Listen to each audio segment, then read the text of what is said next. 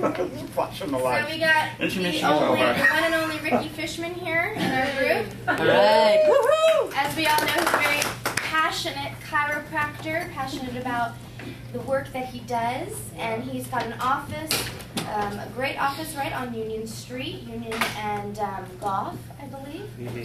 And he's been in business for 23 years, 24 years, has a ton of experience, including being a college professor, a bicycle messenger, a musician, an educational tour leader, in addition to his work as a chiropractor. He has one son. Is he still 19? He'll be 20 this month. He'll be 20. One more year to go, God willing. He lives in Berkeley.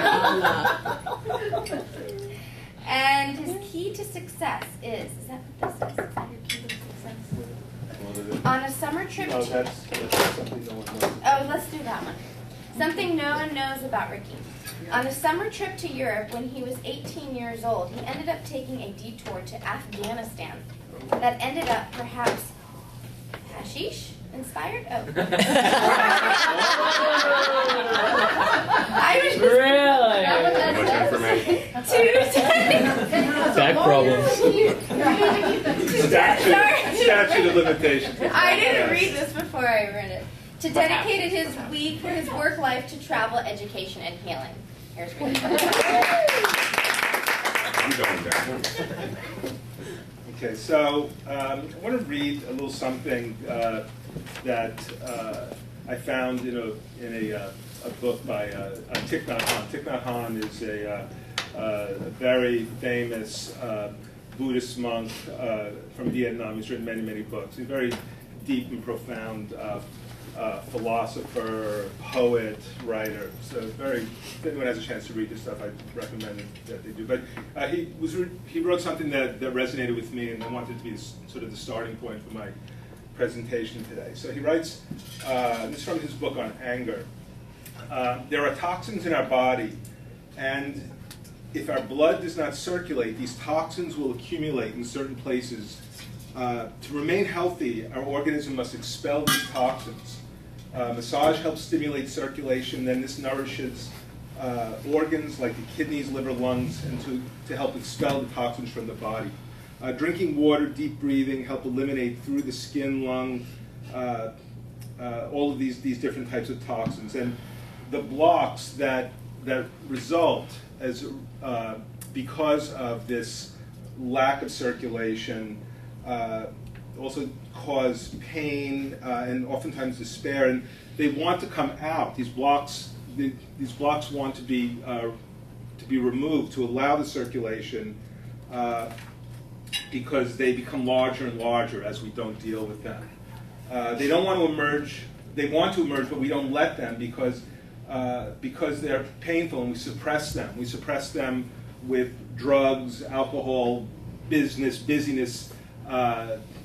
television, on and on. Avoiding the pain through suppression, we prevent the circulation of movement, and then that results in physical manifestations that cause us pain.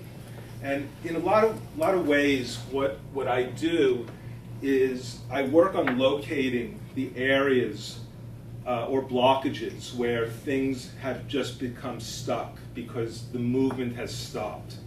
And movement really is one of the keys to health. And it goes beyond just physical movement. It goes to the movement of relationships. When relationships stop moving, they break down, they deteriorate, and they wear away and die. And when somebody presents in my office with pain, which 95% of the time people come to see me, it is because they're in pain. The thing I want to locate is where things are not moving. And the place I start with is the body. And so when I'm feeling, or I'm doing an examination, I'm feeling the muscles in that person's body, and I'm feeling for places where there are knots. That tells me there's no motion there.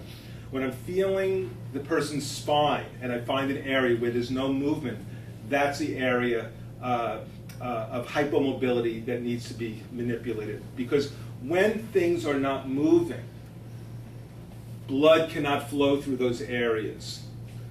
Energy cannot flow through those areas. Lymphatic vessels cannot push the fluids that need to be pushed through the body.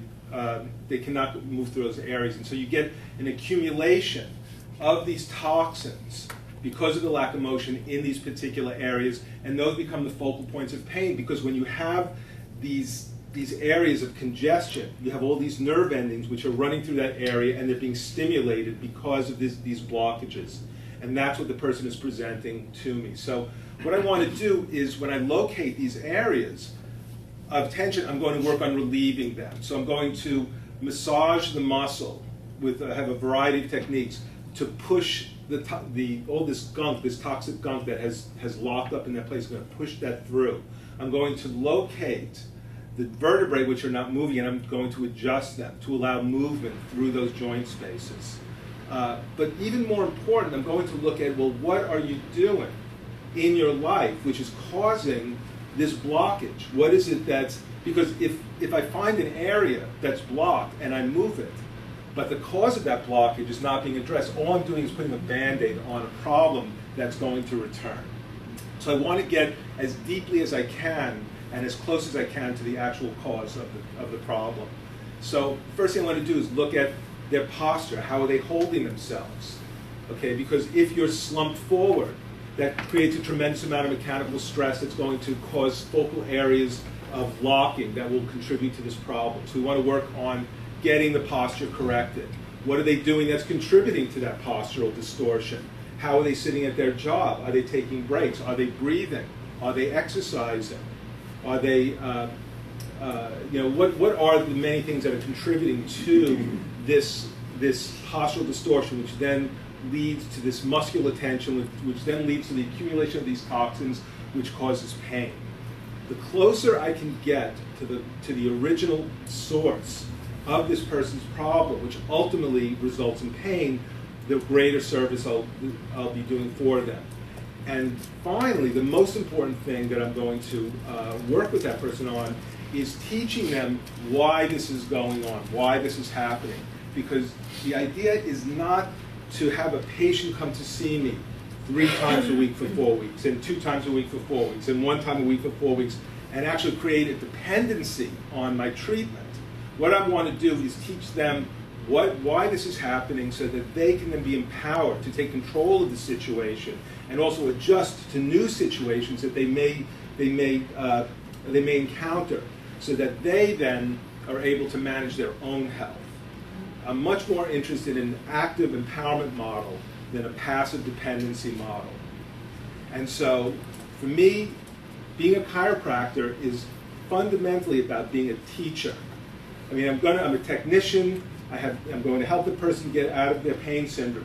But if I can teach them how to take care of themselves, then I feel like I've done my job in the deepest possible manner. So, if there are any questions, I'd be happy to answer them.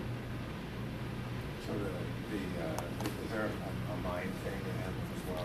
I mean, you probe what's going on in their minds that actually is causing the body to do what it does, that then causes the knots and the buildups? Well, one of the things that I talk to my patients about is the various types of stress, because ultimately it's about stress and how you manage stress. Whether it's physical stress of sitting in front of a computer, or emotional stress, I hate my job, I hate my life, and so you're in this sort of state, which then compounds the mechanical stress. Then there's chemical stress, what are you putting into your body, or what kind of environment are you working on? And then there's even a deeper level of stress, spiritual stress, I would call it, where are you on purpose? Are you living the life that you want to be living? Because if we're not doing that, if the way we are living is not consistent with who we are in a deep manner, that generates an internal friction that also manifests in a somatic stress, which contributes to this syndrome. So what I'm doing is I'm going to try to identify as many areas as I can, and if it's something that is beyond my realm, because I'm dealing mainly in mechanical. I don't believe in treating everything. Because I think for a practitioner, as important as it is to know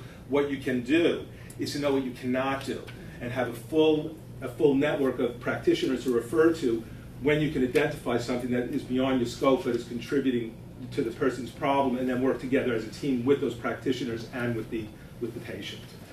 Great, thanks, Ricky. Great.